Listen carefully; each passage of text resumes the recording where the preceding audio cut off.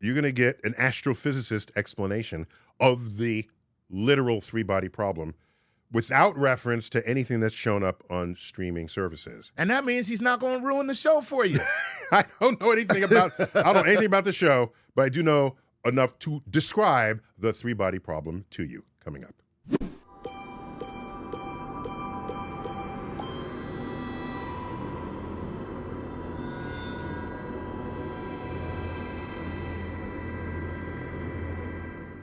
Let's start simple. Okay. So as we know, the moon orbits the Earth. Right. But that's not the right way to say it. Okay. Okay? All right. The moon and the Earth orbit their common center of gravity. Ooh. So Earth is not just sitting here. Right. And the moon is going around it. They feel in their common center of gravity. You know where it is? It's 1,000 miles beneath Earth's surface, along a line between the center of the Earth and the center of the moon. Got you. So as the moon moves here, that center mass line shifts. Okay? So that means Earth is kind of jiggling like this as the moon goes around. Gotcha. That's their center of mass. All right. This is the two-body problem. It is perfectly solved using equations of gravity and mechanics. Makes sense. Perfectly solved. Yeah. Isaac Newton solved it. Okay. My boy. That's your man. So that worked. Then Isaac applied the equations to the Earth-Moon system going around the sun. Okay. Okay? That worked too. So in that system, let's ignore the moon for the moment. It's Earth going around the sun, another two-body system. Another two-body system. All right? But then he worried. He said, every time Earth comes around the back stretch and Jupiter's out there, right? Jupiter but tug on it a little bit. That's a lot of gravity. A little bit, tug on it as we come around back the other side. What's up, Earth? All right. And then it comes around again, tugs on it again. What's up, Earth? Right. And, of course, everybody's moving in the same direction around the sun, so the Earth would have to go a little farther in its orbit to be aligned again with Jupiter, but it's going to tug on it. Right. Okay. He looked at all these little tugs, and he says, I'm worried that the solar system will go unstable. Right. Because if it keeps tugging on it, it keeps pulling it away. And the previously stable orbit would just decay into chaos. Okay. Okay. He was worried about this. Okay. You know what he said? But I know my stuff works, and it looks stable to me. Right. So clearly it is stable, even though it looks like maybe it wouldn't be stable. You know what he says? He said, every now and then God fixes things. Well, there you go. That's the answer. Even Isaac Newton. Wow, look at that. Yeah. When in doubt. When in doubt. Just let God figure it out. Right. I can't figure it out. God did it. Clearly, we're all still here, and we haven't been yanked out of orbit by Jupiter. Right. But Jupiter is pulling on us. So it's a God correction. God correction. Okay. This is the first hint that a third body is messing with you. Right. Okay. In some way that maybe is harder to understand.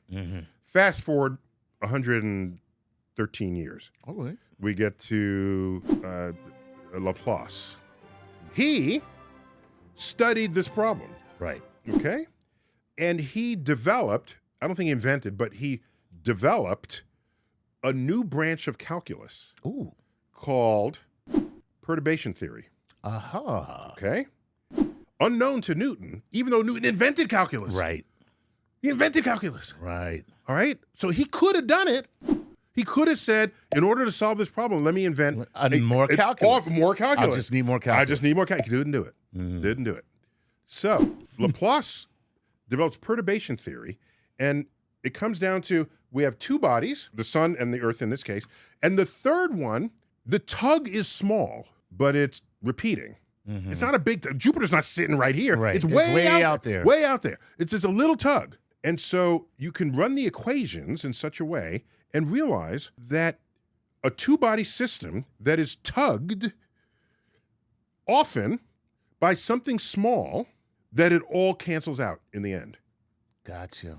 Okay? So when it's out here, the tug is a little bit that way, but now it's over here, and the tug is less. Right. All right? And then sometimes it's tugging you in this direction when that's the configuration. You add it all up, it all cancels out. And it just But cancels Newton could not have known that without this new branch of calculus. Okay. Okay? Perturbation theory. So that took care of that third body.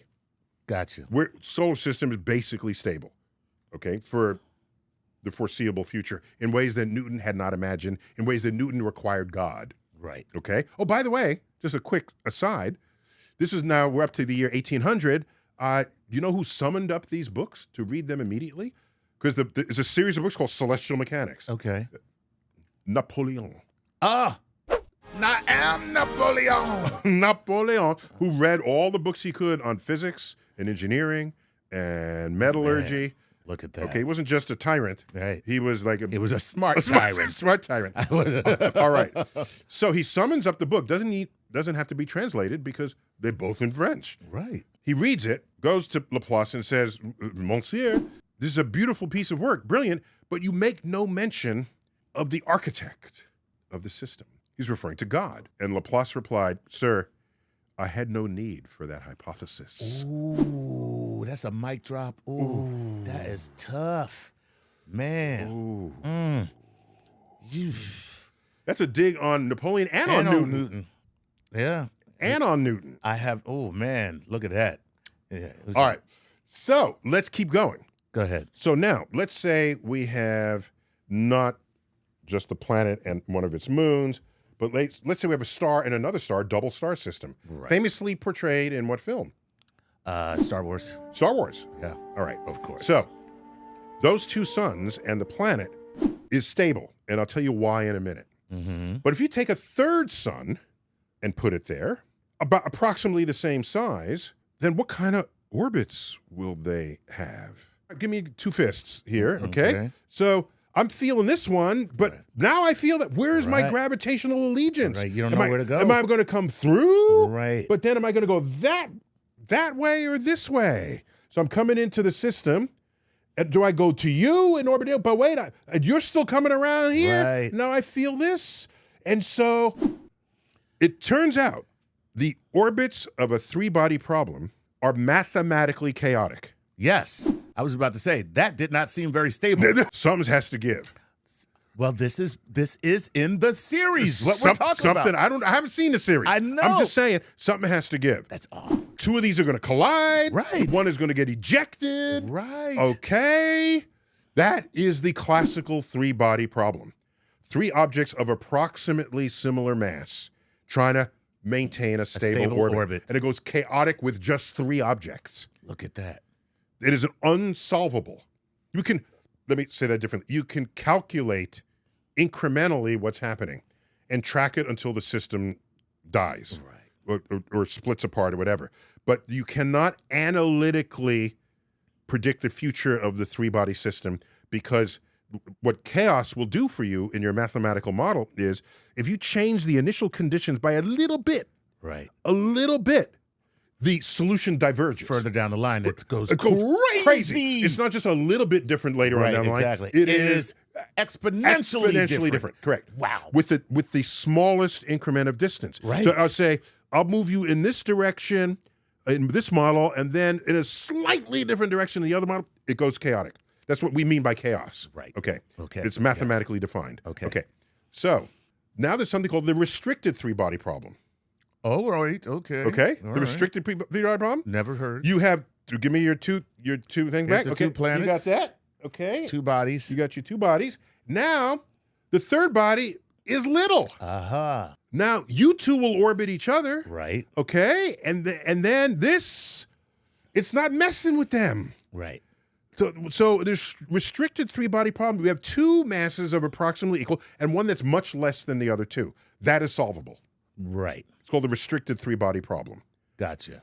In the Star Wars case, that's the restricted three-body problem. Right. Because you have the two stars and you have the little planet. The little So planet. it's no There it big is. deal. And it's even better because the planet is so far away that it only really saw one merged gravity of the two stars. Right. Okay. You're far enough away. That difference is not really mattering to you. You maintain one stable orbit around them both. Around both stars. Both stars. Okay? Now, if it got really close, then you'll have issues. Because then it does, again, gravitational allegiance matters. The stars are not going to care, but you will, because you'll get eaten. You don't know where to go. You don't know where to go. I'm in love with two stars, and I don't know what to do. Which way do I turn? So anyhow, so So the three-body problem, the takeaway here is it's unsolvable. Yes. Not just because we don't know how to do it yet, because it's mathematically unsolvable. Built into the system. The system is chaotic. Yeah. Okay? Unless you make certain assumptions about the system that you would then invoke so that you can solve it. And so one of them is a small object around bigger ones. Another one, oh, by the way, in this solution with Jupiter out there, slightly tugging. Right. Yes. It turns out over a very long time scale, this is chaotic, but much longer time scale than Newton ever imagined. Okay. Okay? Because, yes, we are small compared to the sun, but Jupiter isn't. All right? And we're trying to orbit between them. Right. Right? So that's all. It's not deeper than that. It's not there. Yeah. Right? I could have said the four-body problem, but this problem begins at the three-body problem. Right. Because you're going to have the same thing in 4 bodies or Exactly. 5 bodies. It's going to be the same. And we have star clusters with thousands of stars in them, and they're all just orbiting. We can model it, but we cannot predict with precision where everybody's going to be at any given time. Okay. Because it's chaotic. The chaos. So it's basically it's about the chaos. It's about the chaos. It's all about the chaos. Yeah. So what we do is we model the chaos. Right. Right. We say this will be statistically looking like this over time. You're not going to track one object through the system for eternity. That's not going to work. That's so cool. Yeah. All right. That is so cool. There it is. All right. Another explainer slipped in torn from the pages of science fiction. Yes. Just a simple description of the three-body problem. Until next time, keep looking up.